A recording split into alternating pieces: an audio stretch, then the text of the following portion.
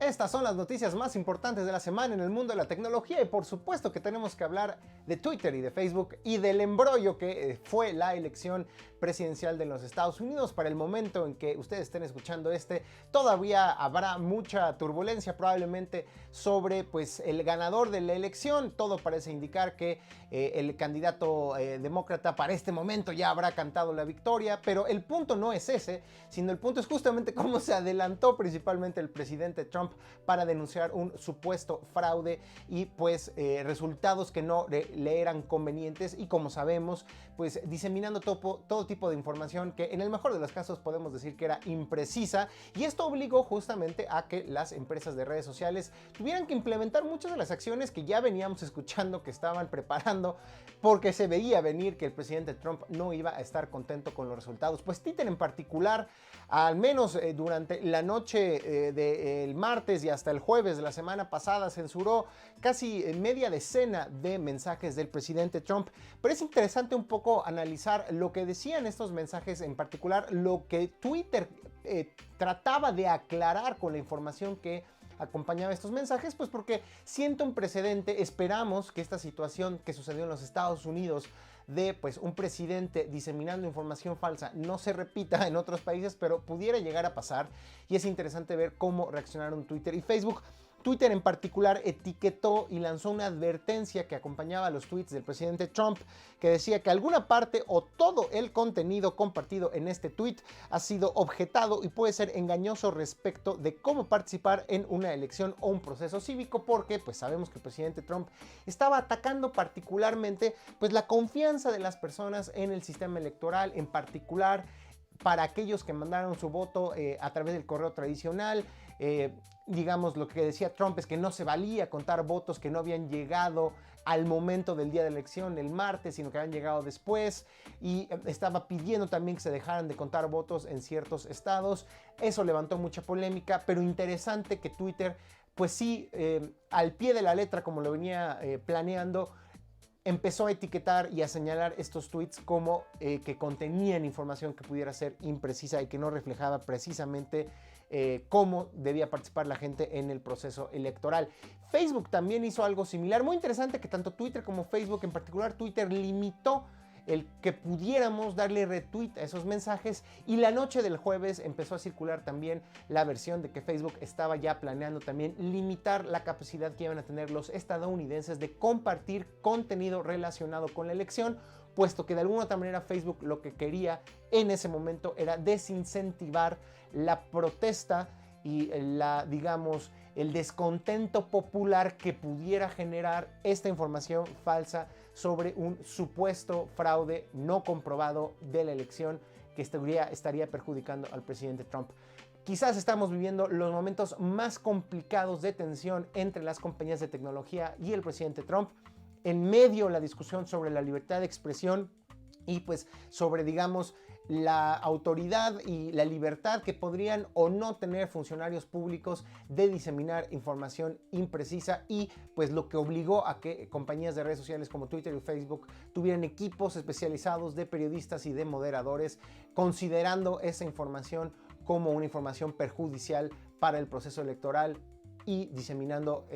información y detalles potencialmente falsos. Un detalle delicado. Veremos si la nueva presidencia de alguna manera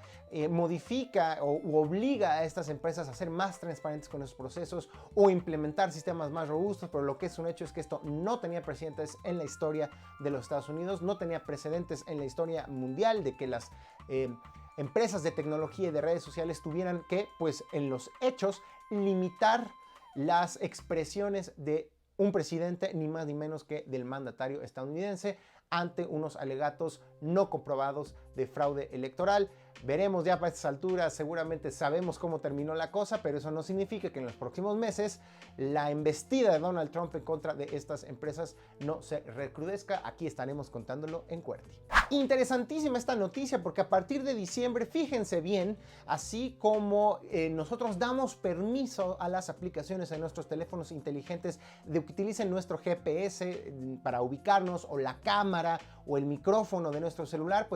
los que tengan iPhone comenzarán a ver que empezarán a verse muy claramente cuáles son los datos, la información que muchas aplicaciones utilizan de nosotros, ya sea como parte de su modelo de negocio para vender los datos o simple y sencillamente para asegurar su correcto funcionamiento. Algunos dicen, digamos que la noticia es que Apple implementará una especie como de etiqueta nutrimental, pero sobre nuestros datos personales, para que sepamos cómo las aplicaciones nos rastrean y capturan nuestra información. ¿Qué tipo de información? Bueno, pueden ser desde datos financieros y bancarios, datos de nuestros contactos, de nuestro historial de navegación por internet, obviamente nuestra ubicación, datos de nuestras compras, datos que nos permitan identificarnos y otras tantas cosas más. Entonces, pues es una jugada muy interesante de parte de Apple que sin duda alguna va a incomodar a algunas empresas que dependen absolutamente de su modelo de negocio de explotar nuestros datos. Estamos hablando, por supuesto, de Facebook, y que le mete una presión pues a Google enorme.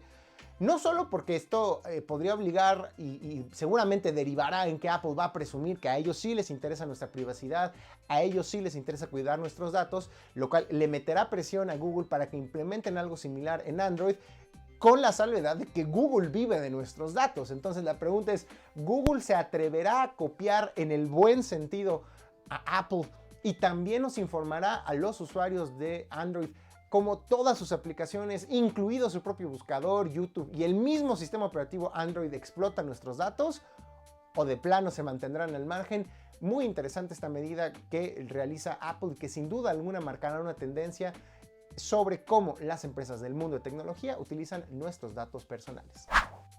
Y ya que estamos hablando de tecnología, empresas gigantescas y gobiernos, vaya victoria que se anotó Uber y también la empresa Lyft, que pues también ofrece servicios de transporte privado en los Estados Unidos. Se anuncia que llegará pronto a México, pero todavía no está funcionando. Pero las dos se anotaron quizás la victoria más trascendental y estratégica importante en términos legales y de política pública en su historia. ¿Por qué? Porque en los Estados Unidos, así como se eligió también al nuevo presidente de los Estados Unidos, hubo una consulta popular sobre una propuesta llamada la Proposición 22 en California, que en esencia lo que le preguntaba a los ciudadanos es que si querían que estas empresas siguieran teniendo choferes trabajando como trabajadores independientes y que eso posibilitara que continuara el servicio de Uber y de Lyft tal y como se conoce en los Estados Unidos, o si querían que hubiera un cambio y que estos trabajadores fueran reconocidos como empleados y tuvieran acceso a todo tipo de beneficios sociales como seguridad social, un salario mínimo, todo tipo de prestaciones, vacaciones, primas, etc. Básicamente lo que sucedió es que los ciudadanos de California le dieron la razón a las empresas y no al gobierno y no a los trabajadores. Esta es una noticia fundamental para entender cómo pues, seguirán haciendo negocios en los Estados Unidos Uber y Lyft, y por supuesto cómo eso va a impactar potencialmente al resto del mundo, pues porque esas empresas seguramente empujarán a que en otros lugares se active también, llamémosle así, la sociedad civil, para que protesten en contra de medidas que busquen limitar justamente el cómo trabaja Uber con sus choferes. Uber lo que no quiere es darle más prestaciones porque entonces su modelo de negocio no funciona, no quiere darles más dinero, pero entonces los trabajadores se sienten más desprotegidos. Pero entonces Uber y Lyft lo que hicieron fue, para ganar también esta consulta popular, fue inundar de notificaciones y de mensajes a los usuarios los días previos para convencerlos de que si, digamos, la propuesta no ganaba y entonces sí tenían que cambiar el modelo de contratación de los choferes,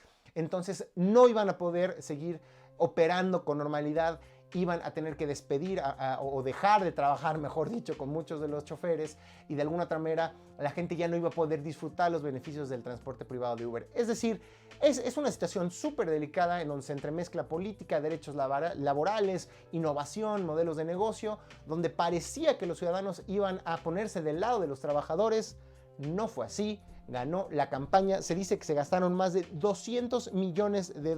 Uber y Lyft en su campaña para que no procediera este cambio en cómo trabajan con los choferes, y por lo pronto seguirán operando. Están felices Uber y Lyft. Los que no sé si están tan felices son los choferes, que van a estar más desprotegidos y que ya no tendrán, al menos en el corto plazo, una opción de ver que la ley cambie y que puedan recibir los beneficios que recibe cualquier otra persona que es empleada formal de una empresa. Y siguiendo con el tema de gobierno, leyes y tecnología, muy importante lo que se ha aprobado en el Senado mexicano, la llamada Ley Olimpia contra la Violencia Digital. ¿De qué se trata? Es que es un dictamen que tipifica y sanciona el acoso, hostigamiento y difusión de contenido sexual en plataformas de internet o redes sociales. Lo que conocemos como, pues, digamos, cuando se comparten los packs, como vulgarmente les dicen, fotografías de personas, principalmente mujeres, sin su autorización en redes sociales, en Facebook, en Twitter o en grupos de WhatsApp o Telegram, ahora será sancionado. Es formalmente un delito y además un delito que va a tener penas bastante importantes en términos de prisión, de tal manera que la gente que sea denunciada y que se compruebe que ellos iniciaron la distribución de estos contenidos multimedia sin autorización de parte de la persona que aparece en esas imágenes, serán sancionadas y pues serán castigadas penalmente. No solo es importante, pues porque sabemos que esto sucede con frecuencia, que las parejas se sacan fotografías y una de ellas traiciona a la otra y las empieza a distribuir entre sus amigos, sino también recordarán que la semana pasada hablábamos de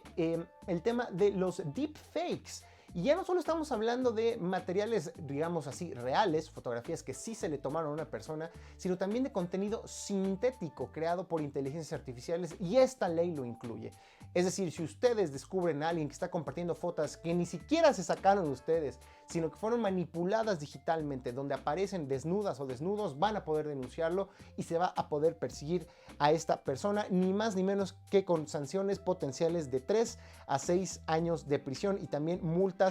en dinero, multas que se les cobrarán a estas personas. Por lo tanto, un avance muy importante en términos de la protección de la intimidad y por supuesto del respeto a la privacidad de las personas, y muy importante que todos sepamos pues que no solo esto es incorrecto, no solo es indebido desde una postura ética y una postura de respeto, sino que ahora inclusive está penalizado por la ley con tiempo en prisión. Así es que el Senado aprueba la Ley Olimpia contra la Violencia Digital. Y descanse en paz, una aplicación más de servicios de entrega de comida. Hace unos meses hablamos que Postmates no pudo contra Uber, no pudo contra Didi, y ahora tampoco